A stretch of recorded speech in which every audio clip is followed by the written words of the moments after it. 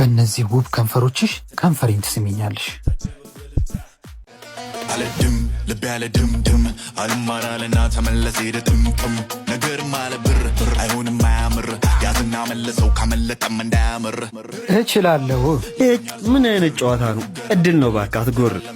ሊዮ ሰፈር ቅያሱ ቀሚስ እየጠበቀች ነው። መጣው። እሺ እራሷ ናት።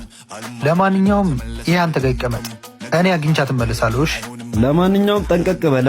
የሆነ ችግር እንኳን ከተፈጠረ እነ ጩምቤን ይዣቸው እመጣለሁ። ፒስ በቃሽ። ፒስ ብራዘር ይቻምሽ።